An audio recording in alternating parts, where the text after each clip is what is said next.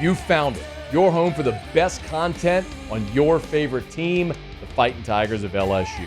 Do us a favor, subscribe to the channel, leave your comments below, and be sure to smash that like button.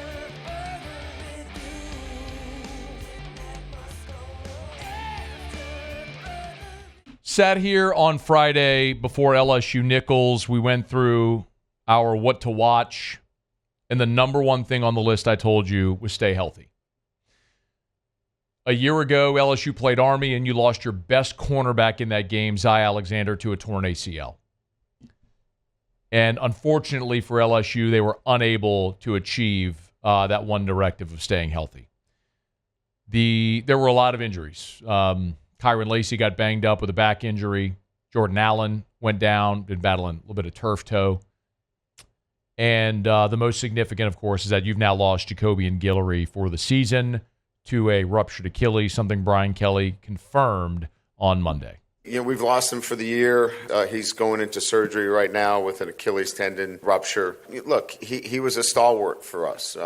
Big, physical, point-of-attack guy. You know, we're having conversations now with he and his family about, you know, the possibilities of medical red shirt for him. We'll have more information on that as that kind of comes together. But now we have other guys that are going to have to step up in that situation. So, again, I think we'll have more information as it comes together. But in terms of that rotation, you know, we have some ideas in terms of what we might do in the next couple of days.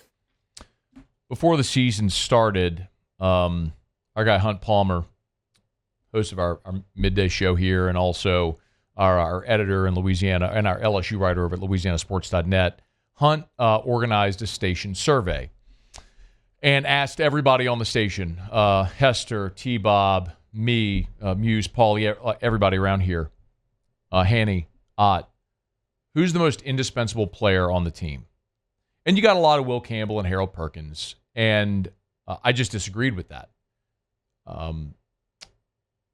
You have tons of skill on the offensive side, and while it would suck to lose anybody over there, you have plenty offensively. Nussmeier notwithstanding, he's obviously the answer.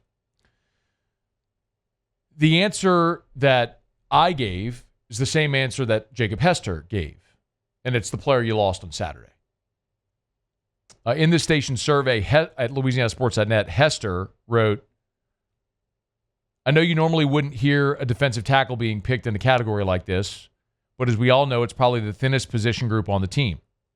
Guillory is the only player at the position that you've seen play at a high level in the SEC. If he goes down, you'd be counting on an unproven transfer or a true freshman. My answer was the same. I said there is an embarrassment of riches offensively, so they can overcome any loss aside from Nussmeier. They have a lot of bodies at defensive tackle, but Guillory is their best and most experienced. If he went down, there is no clear answer of who would be next up.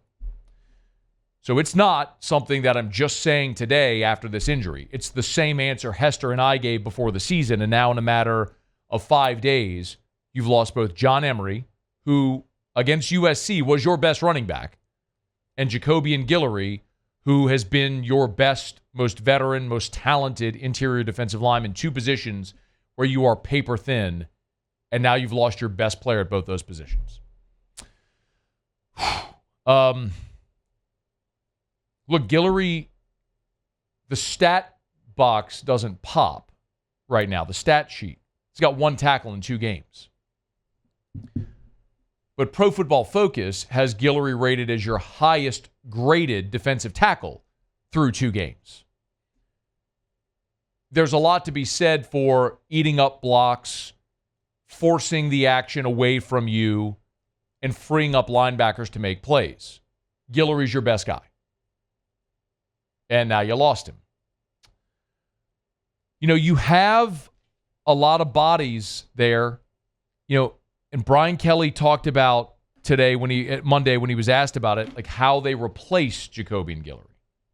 As I mentioned, Sean Washington picked up most of those snaps on Saturday. Sean wasn't scheduled to play. When Guillory went out, Sean picked him up and played very, very well. So he's going to be the first guy that picks up a piece of those. And then we're going to have to make a decision. Do we activate, McKinley, Don McKinley? Do we get him moving a little bit more? Do we move somebody down inside that's a defensive end that can help us? We're probably talking about 15 to 20 more reps that are needed inside. Once Schoen is able to do the things that he did on Saturday, that helps us a lot now in trying to find another 15, 20 reps.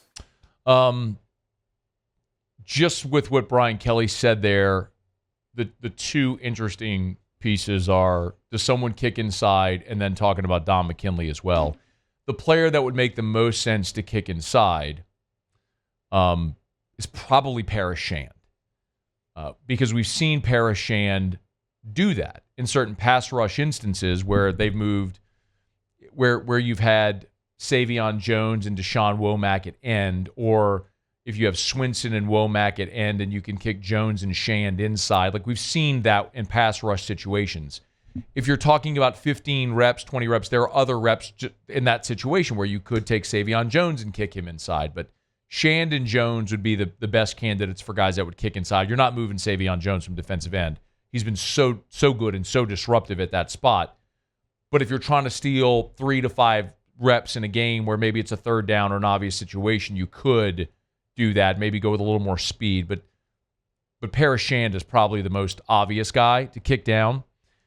Don McKinley is interesting because that's a 5-star, number 1 player in the state of Louisiana, who, when you look at Dominic McKinley at 6'6" and 315 pounds, he's part of the All-Airport team. He gets off the bus and you're like, holy crap, who is that guy? But, Dom, after he committed, was on this show and told us, I asked him, what do you need to work on? He said, technique. I need to work on my hands. I need to work on staying low, right? When you're 6'6" and you pop straight up and you got an offensive lineman that's 6'4", 320, they're going to make you pay for that. It didn't hurt you in high school. And it's evident, man. Going out there and watching in fall camp, Bo Davis spent a lot of time working on technique with Don McKinley. And he may not be the guy today that's ready to compete, but do you spend the next 3 weeks trying to gear him up to contribute throughout October? Maybe. And Brian Kelly saying we got to make a decision on Don McKinley kind of leads you to believe they're thinking about redshirting him. That's going to be an interesting decision. But it also shines a light on what we talked about there, that there isn't a clear answer. Look, Gio Paez has been good for you. After Gio Paez, just look at what you got here. I mean, Jalen Lee has played in 34 career games with just 4 starts, and he's one of your lowest-rated players by PFF so far through 2 weeks. JVR Suggs played in 25 games. It was 11 starts at Grand Valley, 2 years at Grand Valley, and he's jumping from Division II to the SEC. He's probably a guy that will keep getting better, but maybe isn't there now. Brian Kelly mentioned Washington, who played in 1 game at Georgia as a freshman. 1 game at Georgia. Last year went JUCO. Now he's at LSU. So you're asking him to take a pretty big seismic leap from a guy that was thought to be maybe a rotational role guy to being a starter. And then the freshman, if it's Don McKinley, if it's Ahmad Bro, who got on the field on Saturday against Nichols.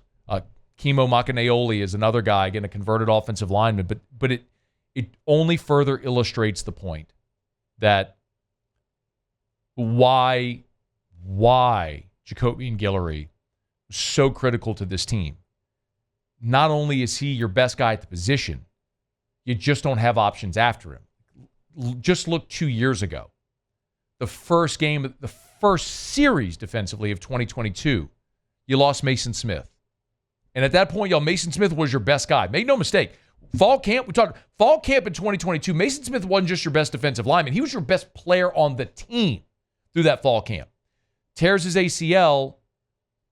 Well, Mekhi Wingo stepped up and had an All-America caliber season. Now, none of us were expecting that from Mekhi Wingo. And I'm not saying anybody on this team is going to be an All-America caliber player. I mean, Mekhi, I think, was a second or third team All-American in 2022. I'm not saying there's someone here that could be that, but you're just going to have to get someone to do that, to step up and give you tremendous production where you're not expecting it. You got it in 2022 from Wingo. Who might be that guy this year? You got to find him, or you're going to be in a world of trouble on the interior defensive line. It's a gutting thing for Jacobian Guillory. Again, a fifth-year guy who waited his turn as part of a rotation. Brian Kelly's talked about him, guy who when he showed up, Brian Kelly said it point blank, wasn't a very good football player. Big guy, physical guy, bad temperament. Not a bad guy. Jacobian's great, but just on the field, a little bit of a hothead. But he's had to learn to control that. He's had to become a better player, and he's poised for a great season. It's just so disappointing now it ends after just 2 games. So, and within a span of 5 days, you lose John Emery and Jacobian Guillory. What do the Tigers do? We'll start to get some answers as we get closer to Saturday in South Carolina. Hey, thanks so much for watching. Please leave your comments. I love to interact. And be sure to hit the red subscribe button below.